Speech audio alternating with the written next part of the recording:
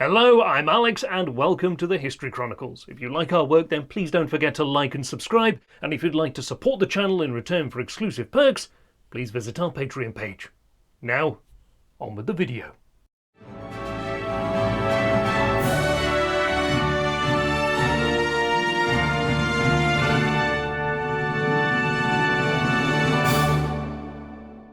Who are the samurai? What was their role in Japanese society? And what is their legacy? Let's find out in today's episode of the History Chronicles. Today's History Chronicle begins on the 24th of September 1877 in Kagoshima, Japan. On the third biggest island, Kyushu, a desperate battle was drawing to its close. 500 or so rebel samurai led by Saigo Takamori were locked in conflict with the Japanese imperial government, seeking to preserve their way of life. However, 6 months of unsuccessful conflict had diminished the rebel forces to their current pitiful state.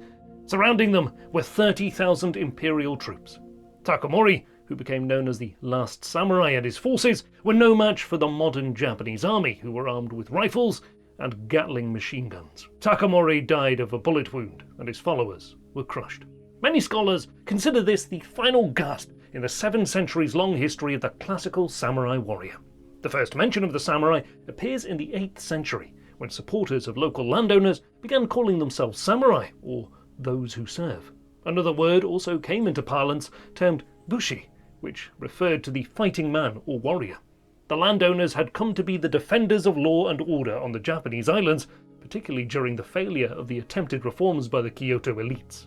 The samurai were the warriors who fought for these landowners. Soon, various clans of samurai warriors began forming throughout the country and were noted for their loyalty to local elites. The samurai fighting on behalf of the emperor gained valuable experience fighting against outsiders and rebel samurai families.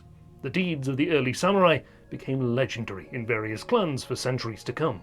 It was during this period that codes of honor were established for the samurai.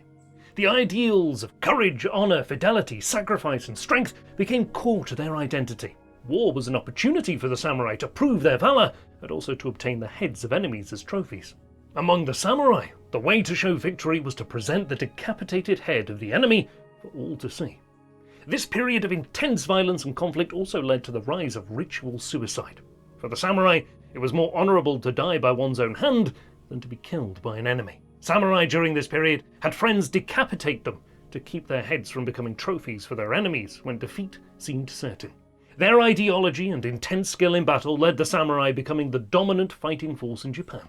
However, in the late 10th century, the samurai's dominance was challenged by the Sohei, or warrior monks, who had been raised to defend Japan's various Buddhist monasteries. Throughout the next 2 centuries, the samurai clashed continually with the monks in brutal wars that devastated various monasteries and samurai clans. In addition to conflict with the Sohei, the 2 major samurai clans, the Taira and the Minamoto clans, increasingly clashed with each other in violent samurai battles. The final conflict, the Genpei War, raged over the course of 5 years between 1180 and 1185. This war was fought in part over who controlled the nation, the samurai or the emperor. While both sides honored the emperor, the Minamoto were looking to turn the emperor into a puppet of the samurai. The Taira opposed this scheme. The war brought devastation to the Taira clan. As with all civil wars, the clash between the Taira and Minamoto was horrific. Thousands were slaughtered and towns were decimated across Japan. By the 25th of April 1185, the Taira were trapped at a place called Dan no Ura, located off the southern tip of the island of Honshu. The battle was a sea battle between the remaining Taira samurai and the Minamoto samurai. In this period, Japanese warships were nothing more than floating platforms for the samurai to battle upon. Enemy ships would approach each other and samurai would board the enemy's craft to begin combat. The Taira, who had escaped to a fleet of ships following a number of decisive land battles, had become trapped at Dan no Ura by a larger Minamoto fleet. During this battle, the Minamoto and Taira fought desperately, both sides knowing that this could be the final battle of the war. The Taira fought not just to save themselves, but also their claimant to the imperial throne, the 8-year-old Antoku. However, the overwhelming numbers of the Minamoto shifted the tide of battle in their favour. In a final act of desperation and defiance, the Taira committed a mass suicide by jumping into the sea. This act not only ended the 5-year civil war, but also led to the establishment of the samurai as the dominant political force in Japan for the next 500 years. The samurai came to dominate Japanese politics through the shogun, or the commander-in-chief of the army. Once a temporary title under the Minamoto clan, it became permanent until 1868. While the shogunate shifted between various families, the samurai continued to dominate the system. For the next 100 years, the only conflicts the samurai faced were local disputes and feuds. However, in the 13th century, the Mongol armies which had conquered most of Asia turned their attention to Japan and threatened invasion. While the imperial court panicked, the shogun, an 18-year-old named Hojo Tokimune, prepared the samurai clans for war. Kublai Khan, the Mongol emperor, sent a massive army to begin the invasion of Japan in November 1274. Landing on the island of Tsushima, the samurai, led by Tara Tomamori, were overwhelmed by the Mongol armies. The Mongols then landed at Imatsu, another small island in the Japanese islands. The samurai quickly discovered that the Mongols fought very differently from the Japanese. Whereas samurai culture focused on individual combat, the Mongols fought in groups. The samurai also came to experience firsthand how siege weaponry worked, as the Mongol forces used it with devastating accuracy. The samurai retreated back to their fortifications on the island to await the final assault. However, their ferocity in battle, as well as the potential arrival of Japanese reinforcements, convinced the Mongol leaders to return to Korea. As the ships left the harbour that night, a terrible storm thrashed the Mongol fleet, drowning thousands. This effectively ended the first Mongol invasion. This would not be the last conflict with the Mongol Empire. For the next 10 years, the shogunate prepared the samurai for future conflict. Fortifications were built, troops trained and organised, and supply lines formed. The attack finally came in 1281, with a massive Mongol army landing on Kyushu. The Japanese were better prepared, and the samurai quickly asserted their dominance on the field of battle. The Mongol forces stalled and were forced to await the arrival of reinforcements from China. Outnumbered, the samurai were spared a final devastating fight when a massive typhoon ravaged the Mongol fleet. Called by the Japanese kamikaze, or divine wind, this proved to be a pivotal moment in the history of Japan. Spared the wrath of the Mongol invasion, the samurai focused once again on local politics and internal imperial disputes. The 14th century saw continual conflict between the shogunate and the emperor. Go-Daigo, the young new emperor of Japan, began to reassert the imperial authority over the shogunate. Go-Daigo rallied both warrior monks and samurai to his cause. His samurai was soon successful, but he was faced with infighting among his own supporters, ultimately leading to his death in 1339. The war continued after his death as various factions competed for the throne and the shogunate. These conflicts continued well into the 16th century. What had once been a war between the emperor and the shogunate had turned Japan into a nation with no central government. The result was a nation divided up among local warlords, and whilst an emperor continued to sit on the throne, the actual importance of the office diminished, leaving the emperor nothing more than a figurehead. This period of civil war led to major modifications of tactics and samurai culture. Samurai began to use siege weapons and fortifications more, and as a result, began to use horses less in combat. Their armour became more flexible and conducive to infantry-style combat. However, this new style of armour was blended with more traditional heavy samurai armour. In addition to this, the nature of the Civil War broke down cultural norms, such as the classical vocal challenge to opponents. Instead, battles became informal, and loyalty, once a hallmark of the samurai, was never assumed by any. It would not be until the end of the 16th century that radical changes would come to Japan and the samurai. In 1543, the arrival of Portuguese merchants on a Chinese junk introduced firearms to the samurai. The Japanese quickly adopted this new technology and made it their own. They began modifying guns and producing their own weapons. The samurai recognized the potential that firearms had in changing Japan's military conflicts. While this new weapon was spreading through Japan, the country began to become more united. This process of unification was in part enhanced by the arrival of Christianity, which brought thousands of samurai under a single banner. It was even more enhanced by the efforts of Oda Nobunaga. Born in 1534, Nobunaga came of age during the most disunified period in Japanese history. Constant war plagued the country, of which Nobunaga's family played a part. After having secured his own status as warlord, he began ruthlessly consolidating power in the 1550s, and by 1568 he had captured Kyoto, the imperial capital, and placed his own puppet in the shogunate. In a violent age, Nobunaga was known as a master of violence and terror. His samurai massacred enemies and finally destroyed the warrior monks in 1580, thus forever changing Japanese history. However, not 2 years later, Nobunaga's own troops turned on him, murdering him in his palace in Kyoto. Following the murder of Nobunaga, his leading general Toyotomi Hideyoshi waged a furious campaign to assert his dominance in the place of his former master. Born in 1537 to peasant parents, Hideyoshi grew up following the samurai and was soon able to rise as a samurai himself. Fighting for Nobunaga, Hideyoshi proved to be a skilled tactician and ruthless warrior. He took only 13 days to kill the murderers of Nobunaga and claim his place as chief influencer in Japanese politics. A shrewd politician, Hideyoshi outmaneuvered his rivals through wit, intrigue, and sheer force. As he waged war across Japan, Hideyoshi gradually, through fear, force, and bribes, overcame most of the objectors to his reign. By 1587, Hideyoshi had conquered most of the Japanese islands, with the exception of the southernmost island of Kyushu. Siding with a local warlord on Kyushu, Hideyoshi demolished the other samurai clans who would not submit to him. It was not enough for Hideyoshi to be the master of Japan, and he soon launched an invasion of Korea in 1592.